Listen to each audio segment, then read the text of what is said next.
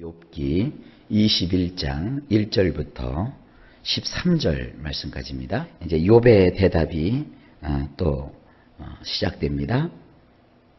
욥이 대답하여 이르되, 원문은 1절이 이렇게 되어 있어요. 욥이 대답하였다.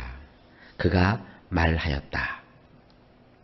2절, 너희는 내 말을 자세히 들으라. 이것이 너희의 위로가 될 것이니라. 원문이 이렇습니다. 나의 말을 들으려면 경청하라. 이는 너희들에게 위안이 될 것이니라. 욥은요, 참 속도 좋으신 분이에요. 지난 시간까지 우리가 들었던 그 소발의 그 말이 얼마나 거칠었어요. 저주하고, 악담하고, 막 그러는데도 욥이요, 굉장히 사람이 순해요. 나의 말을 들으려고 하거든 경청하라. 잘 귀 기울여서 들어봐라. 내가 지금 너에게 말하는 것은 싸우려고 하는 게 아니라 너희들의 그 마음을 안돈시키기 위함이라. 내 말이 너희에게 위로가 되었으면 좋겠다 하는 그런 아주 얼마나 겸손하고 수은하고 이런 표현입니까? 3절입니다. 나를 용납하여 말하게 하라. 내가 말한 후에 너희가 조롱할지니라. 역시 굉장히 순한 말이에요. 원문이 이렇게 되어 있어요. 나를 좀 지켜 올려주라. 내가 말을 좀 해야겠다. 내가 말을 한 다음에 너희가 비웃거라. 너희들이 지금 나를 비웃지만 그냥 이렇게 막 비웃지 말고 나에게 좀 기회를 달라. 그리고 나를 조금 이렇게 지켜 올려주면 안 되겠니? 내 말을 좀 존중해 달라는 얘기예요. 나를 좀 존중해 주면서 내 말을 들어달라. 여러분, 우리도 세상 살면서 그렇잖아요. 상대의 말을 들을 때 그를 존중하면서 얘기를 하면 이게 들어줄 수 있잖아요. 근데 그를 하대하면서 그가 하는 말은 안 듣잖아요. 며칠 전에 어떤 직장 다니는 사람을 만났는데 그분이 저한테 그러는 거예요. 목사님, 저는요 4년제 대학을 나오지 않고 그냥 초급대, 전문대를 나왔어요. 그런데 제가 어려운 직장을 취직을 했습니다. 그 취직을 해보니까 직장 사람들이 학벌을 가지고 차별을 한대요. 어떤 차별을 합니까? 물어보니까 4년제 대학을 나온 사람이 어떤 일에 대해서 나의 의견은 이렇고 이렇습니다. 그러면 그래요? 그런 것도 있었어요? 이렇게 상대방이 반응을 해준대요. 근데 자기가 얘기를 하면 전무대밖에 안 나온 게 뭘 알아? 이런대요. 거기까지는 그래도 자기가 참아줄 수 있대요. 세월이 조금 시간이 흘러고 지나가고 나면요, 니깎게 뭘 안다고 그런 얘기를 해 하면서 그가 했던 그 얘기가 그대로 실행이 되고 그 대학 나온 사람이 한 얘기는 그냥 그때 걸로 끝나버린대요. 그 실질적인 의견은 자기께 채택이 됐다는 거예요. 그 사람이 얼마나 속에 스트레스를 받겠어요. 그러니까 상대방이 얘기할 때 들으면서 사람들은 상대방의 그 이야기가 얼마나 큰 가치가 있는가를 보기보다는 그 이야기하는 사람이 어느 학교 나왔어? 대학을 나왔어? 안 나왔어? 그런 걸 본단 말이에요. 지금 이런 상황이에요. 욥이 지금 너희가 자꾸 내 공박한 처지, 어려운 처지를 보면서 내가 하는 말을 이렇게 무시하지 말고 나를 조금 좀 지켜 올려주라. 그래서 내가 하는 말을 좀 존중하면서 내 얘기를 좀 들어보라. 그리고 내 얘기를 다 듣고 난 다음에 너희가 그때 가서 비웃더라도 좀 비웃어라. 이게 무슨 표현이에요? 굉장히 겸손한 표현이에요. 이렇게 말하기가 쉽지 않거든요. 4절입니다. 나의 원망이 사람을 향하여 하는 것이냐? 내 마음이 어찌 조급하지 아니하겠느냐? 우리 성경으로 보면 사람을 향하여 하는 원망이 아니면 욥이 바로 하나님을 향해서 원망했구나, 이렇게 생각할 수 있어요. 그러나 원문을 보면 그렇지 않습니다. 욥은 아직까지 하나님을 원망하지 않았어요. 자, 보실까요? 원전에 보면 내가 불평이나 늘어놓는 사람이겠느냐? 사람에게 원망하지 않는 그런 사람이 아니라 불평이나 늘어놓는 사람은 아니라는 거예요. 내가 불평이나 늘어놓는 사람이겠느냐? 만일 그런 것이었다면 내가 가쁘게 숨을 쉬었을 것이니라. 내가 불평이나 툴툴 늘어놓고 그런 사람 같으면, 여러분 불평하다 보면 혈압 높아지죠. 막 화가 나니까 막 열받고 얼굴이 빨갛게 상기되고 막 그러잖아요. 여러분 막 급해갖고 막 불평하고 누구 한번 욕해보세요. 얼굴이 막 빨갛게 달아오르잖아요. 내가 그랬을 것이다. 내가 지금 그렇게 원망하고 불평하는 적 아니다.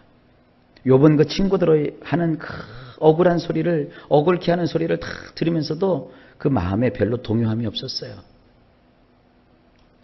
5절, 너희가 나를 보면 놀라리라. 손으로 입을 가리리라. 원문을 보면 이렇습니다. 내 쪽으로 방향을 틀어라. 소스라치게 놀라보라. 손을 입 위에 얹어놓으라. 자, 여러분, 이 표현을 제가 이게 좀 연기를 못하니까 보세요. 이런 거예요. 네, 표현 되시죠? 이렇게 놀라면서, 이게 소스라치게 놀라면서 입을 이렇게 되는 거예요.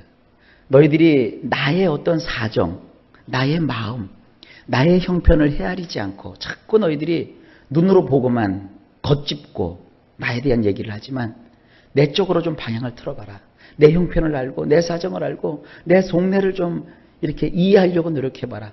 너희가 그걸 깨달으면 너희는 어머나 그랬어? 정말 그런 거야? 이렇게 놀라지 않을 거냐 이거예요. 좀 그렇게 좀 해주면 안 되겠냐? 그거예요. 근데 친구들은 하고 놀라기보다는 벌 받았구나, 저주 받았구나 하고 비난하기 쉬웠다고요. 사람이 형편을 알고 그 마음을 헤아릴 줄 알면 솔직히 그가 아무리 못된 짓을 했어도 우리가 조금 이해가 가는 구석이 있잖아요. 우리가 이제 그 죄를 지은 사람들을 기자들이 볼 때는 죽일 놈, 처벌을 받아 마땅한 놈, 끝장내야 될 놈, 이런 식으로 막 언론 보도를 해요. 근데 재판을 끝나고 나면 사람들이 생각할 때 저 사람은 10년을 살다 나올 사람 같은데 재판에서 판사가 2년밖에 안 살려요. 어떤 사람은 징역을 살 것 같은데 그 사람은 그냥 풀려나요. 그럼 이제 국민들은 어떻게 생각해요? 에이구, 유전, 무죄, 무전 유죄지 뭐, 돈 먹였지 뭐, 이렇게 생각을 해요. 돈 먹는 놈들도 있고 제대로 판단하시는 판사님들도 계세요. 판사들도 놈이 있고 분이 있어요. 어쨌든 그 왜 그러느냐? 재판 과정에서 그 사연을 다 듣는 거예요. 변호사들이 혹은 본인이, 증인들이 쭉 있다 보면 이게 남들이 볼 때는 그 사람이 한 것 같은데, 왜 가끔 드라마 보면 여러분 나오잖아요.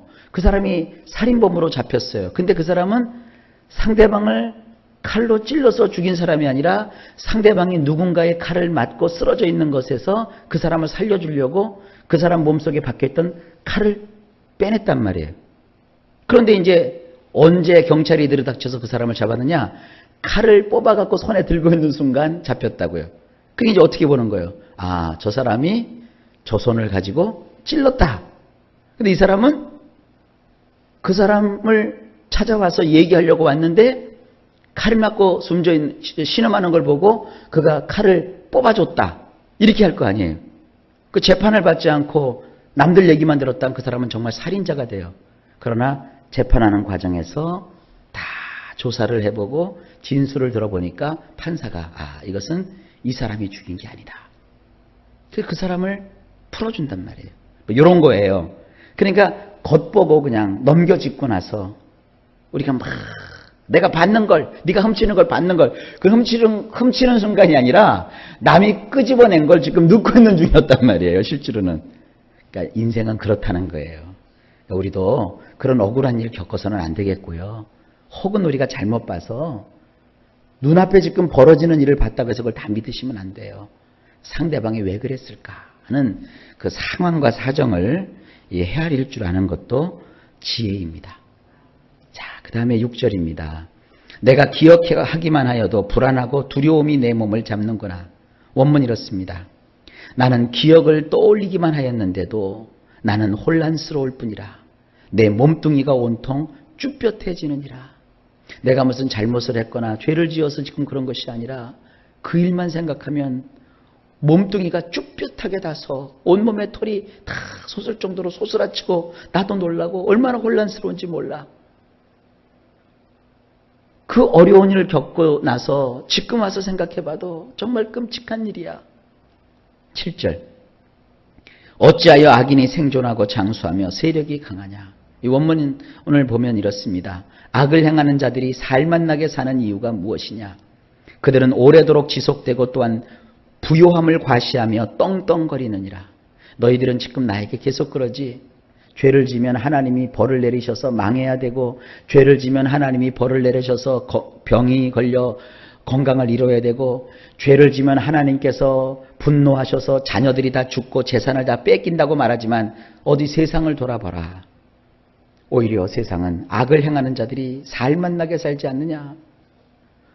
주일날 우리는 교회 와서 예배를 드리고 하나님께 우리의 그 오락을 금하고 예배를 드리고 경배하는데 세상 사람들은 얼마나 재밌어요.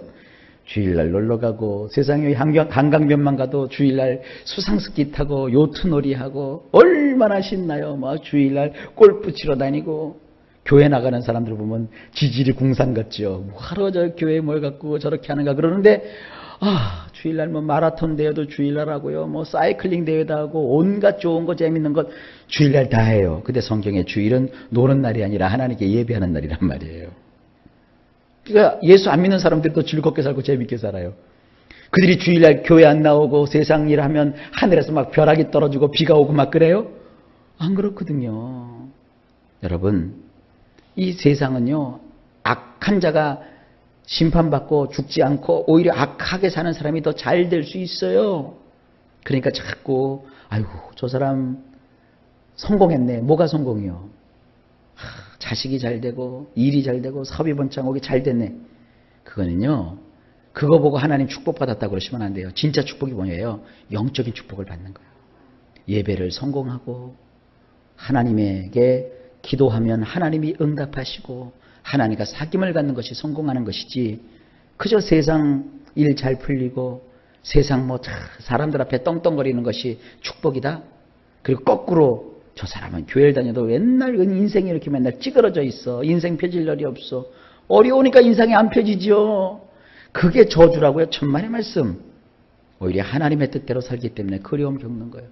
까짓 거 그냥 기분 같았으면 그냥 싹 뭉개뜨리고 헤어지고 다 보내버리고 나 혼자 내가 돈 벌어서 내가 먹고 살면 얼마나 편하네.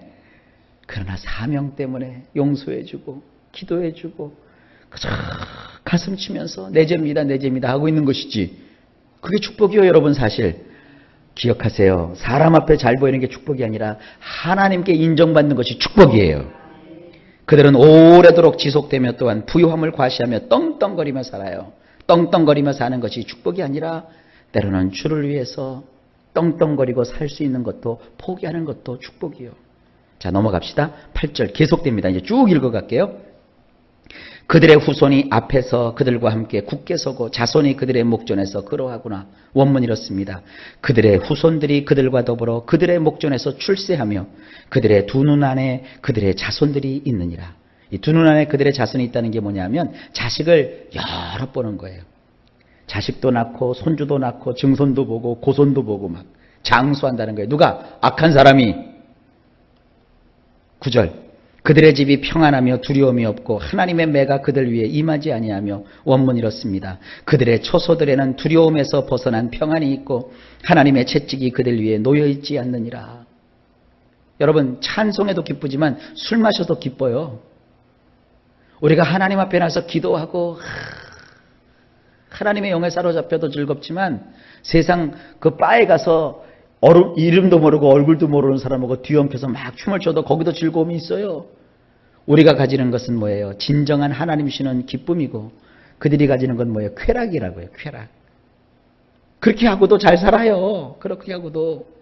그러니까 여러분, 관점을 바꾸세요. 10절. 그들의 숫소는 새끼를 베고 그들의 암소는 낙태하는 일이 없이 새끼를 낳는구나. 원문 이렇습니다. 그의 숫소는 번식을 잘 시키고 그의 암소는 실패함이 없이 잘 낳으니 낙태됨이 없도다. 이건 이겁니다. 숫소가 암소에게 씨를 주는 거예요. 교미를 하는 거죠. 교미시키는 것도 쉽지 않아요. 수의사들 불러야 막 교미가 되더라고요. 그리고 그 교미를 끝나고 나니까 암소는 실패함 없이 잉태해가지고요, 낙태함 없이 잘 새끼를 낳는단 말이에요. 누구네 집이? 악인의 집이.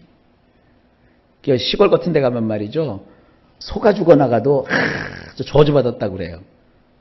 아유, 그렇게 얘기하면 안 되죠.